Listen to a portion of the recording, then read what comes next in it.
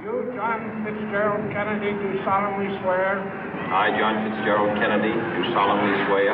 That you will faithfully execute the office of President of the United States. That I will faithfully execute the office of President of the United States. And will, to the best of your ability. And will, to the best of my ability. Preserve, protect, and defend the Constitution of the United States. Preserve, protect, and defend the Constitution of the United States. So help you God. So help me God.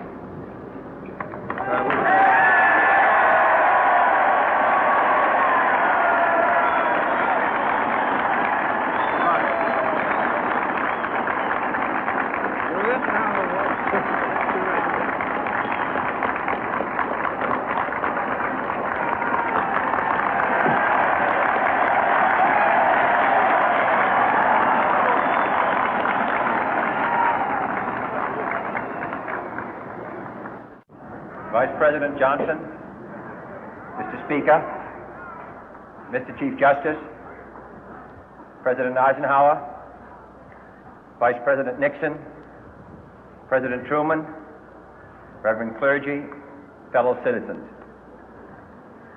We observe today not a victory of party, but a celebration of freedom, symbolizing an end as well as a beginning, signifying renewal as well as change.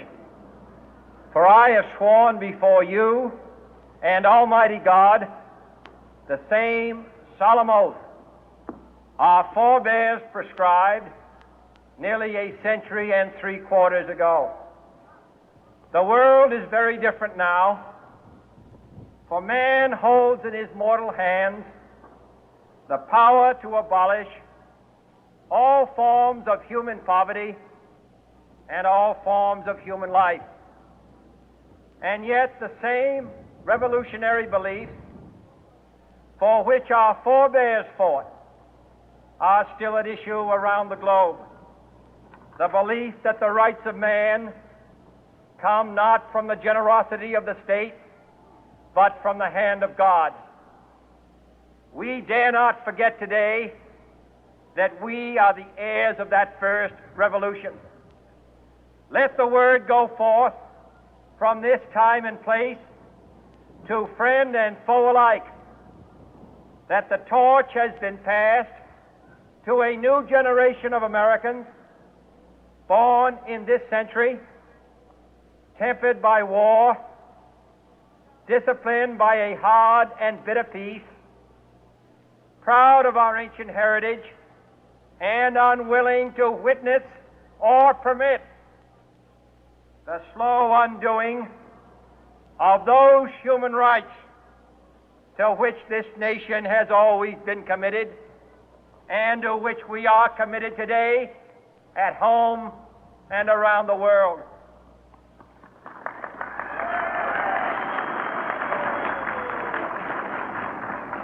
Let every nation know, whether it wishes us well or ill, that we shall pay any price, bear any burden, meet any hardship, support any friend, oppose any foe to assure the survival and the success of liberty.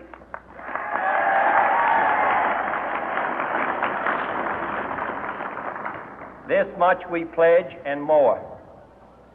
To those old allies whose cultural and spiritual origins we share, we pledge the loyalty of faithful friends. United, there is little we cannot do in a host of cooperative ventures. Divided, there is little we can do, for we dare not meet a powerful challenge at odds and split asunder. To those new states whom we welcome to the ranks of the free, we pledge our word that one form of colonial control shall not have passed away, merely to be replaced by a far more iron tyranny. We shall not always expect to find them supporting our view, but we shall always hope to find them strongly supporting their own freedom, and to remember that in the past, those who foolishly sought power by riding the back of the tiger ended up inside.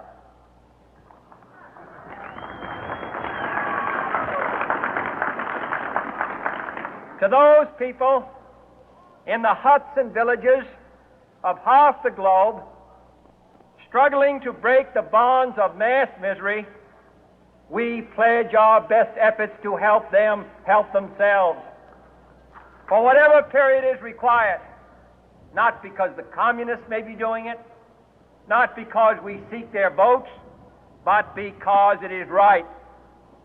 If a free society cannot help the many who are poor, it cannot save the few who are rich.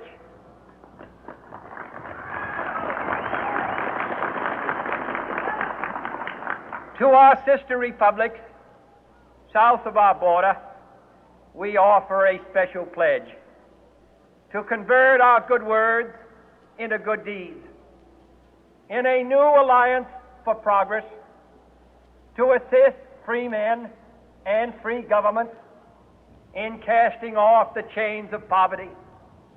But this peaceful revolution of hope cannot become the prey of hostile powers. Let all our neighbors know that we shall join with them to oppose aggression or subversion anywhere in the Americas. And let every other power know that this hemisphere intends to remain the master of its own house.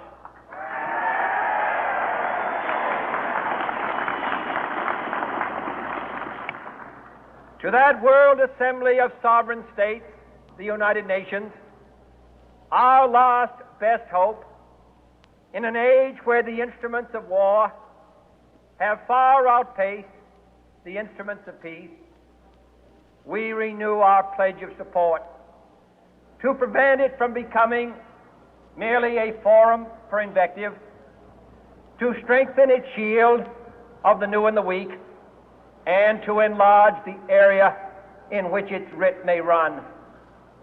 Finally, to those nations who would make themselves our adversary, we offer not a pledge, but a request that both sides begin anew the quest for peace.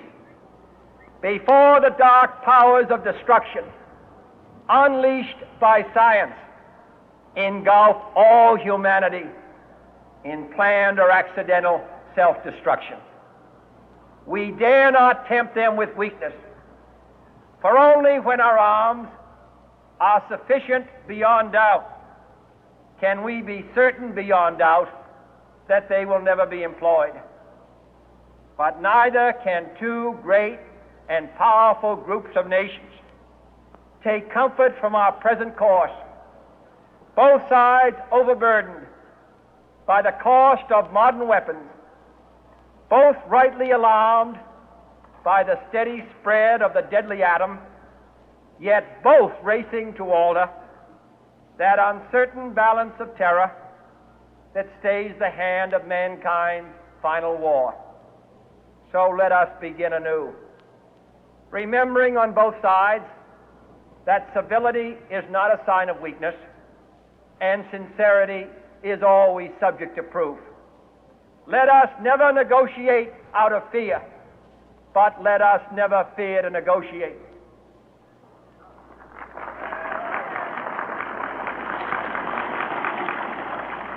Let both sides explore what problems unite us, instead of belaboring those problems which divide us. Let both sides, for the first time, formulate serious and precise proposals for the inspection and control of arms, and bring the absolute power to destroy other nations under the absolute control of all nations.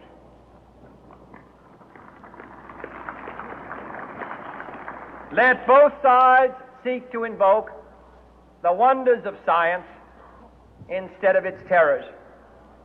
Together, let us explore the stars, conquer the deserts, eradicate disease, tap the ocean depth, and encourage the arts and commerce.